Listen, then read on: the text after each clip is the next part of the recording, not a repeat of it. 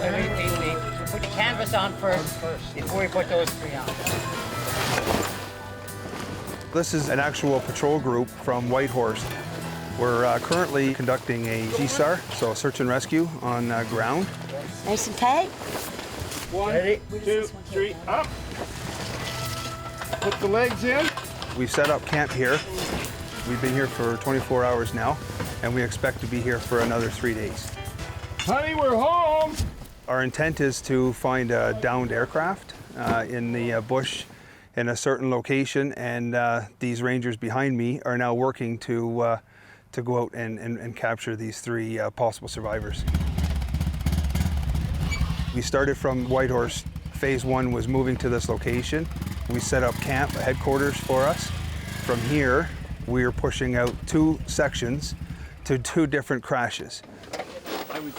Last night we conducted a small party task, and they actually each set up a crash site. Slim's River is dry now? Yeah.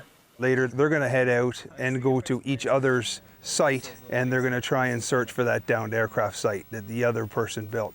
So this gives them a little bit of training and skill set going into something they're not familiar with. What I want you to do is I want you to go in here about 4, 5, 10 clicks.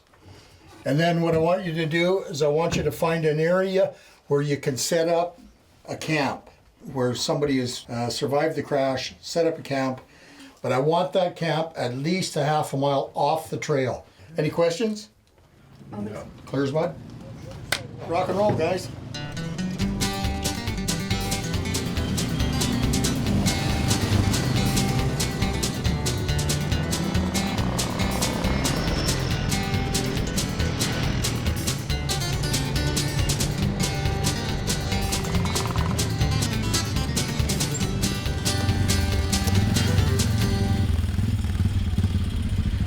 We found a spot.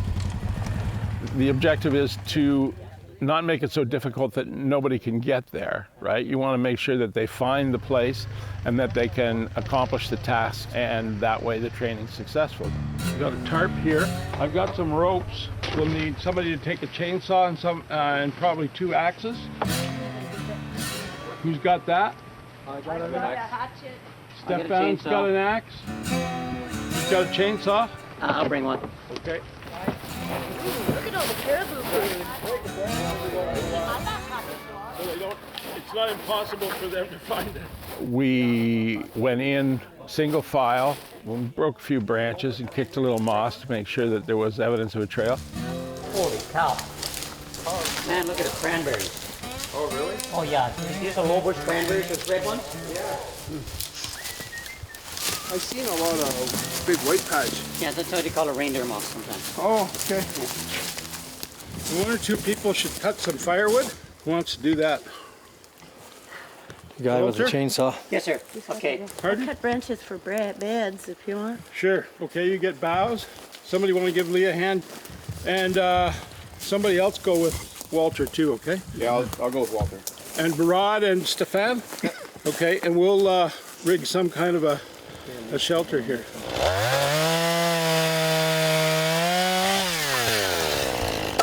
When we got there, we had 3 guys cut some firewood, and 2 people went and cut spruce boughs for beds, and then the rest of us were working on setting up a tarp as an emergency shelter, and then we put the spruce boughs in the beds.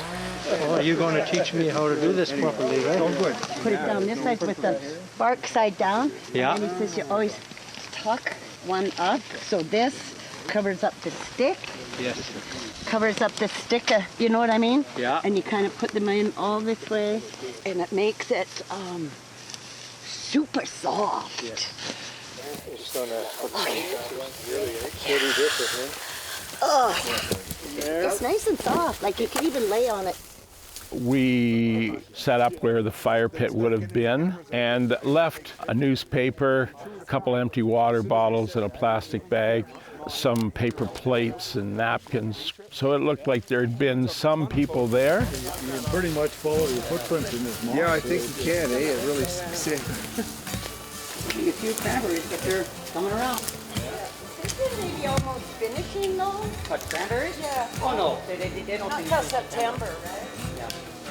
Well, even later.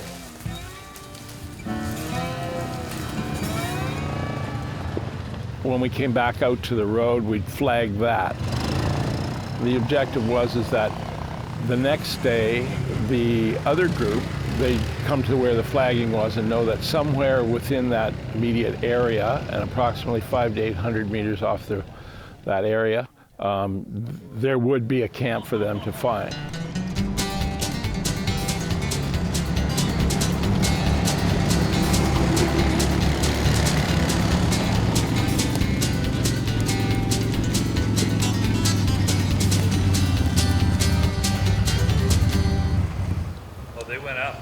There's some guys that can track pretty well.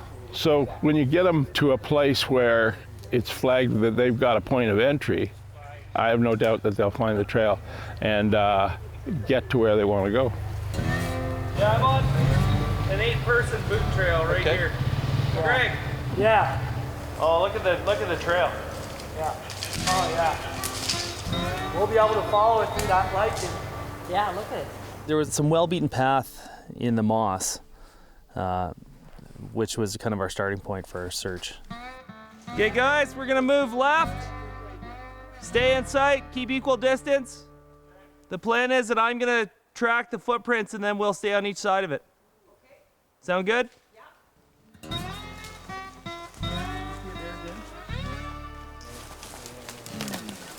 Still got the main group here. Hey-o! Hey-o! Feels like they're taking a lap. Yeah, it'd be kind of natural to follow that contour line. Yeah, that's right, as opposed to going down in that ravine, right? Yeah, it's right here. I got it. As soon as I go through the lichen patch, you can see it through the day, right? It's amazing with that many people how much evidence there is. Yeah. Like every second, little bushes. Well, and they separated there a little bit. Because Bob picked up a couple nice tracks and you were just outside of it. No use going down there. No. So we may as well bring all those guys here. Yeah, you want to regroup and we'll... Okay. Well, I would think. Yeah. Okay, come on up, guys. Yeah. Okay. Yep, so, okay, good to go. Good to go. Move.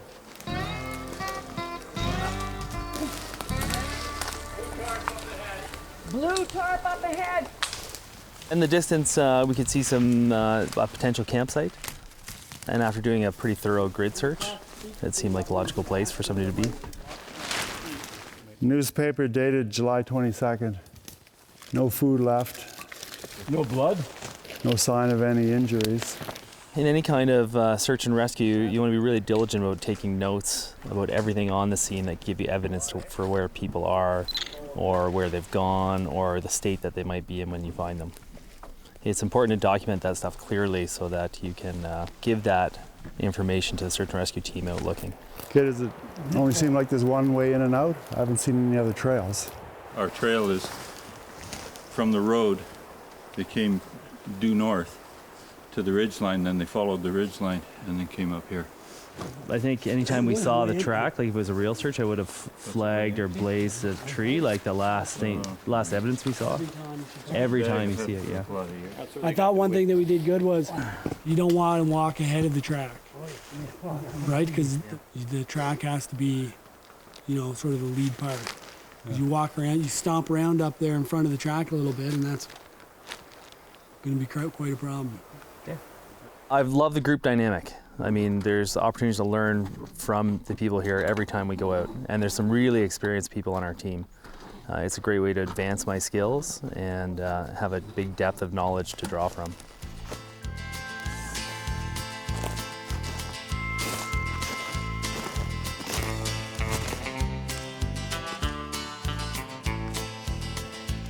These guys are actually the ones who know the land. They're part of the land. They deal with this daily, and we call upon them to do extra training.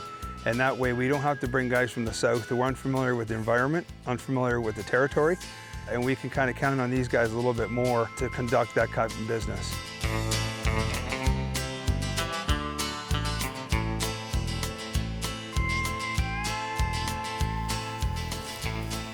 You should hear the stories from Alex. Oh man, some of the crashes and stuff, like he survived for a month out there with broken ankles and cared for 2 other injured guys. It's just unreal. Just unreal.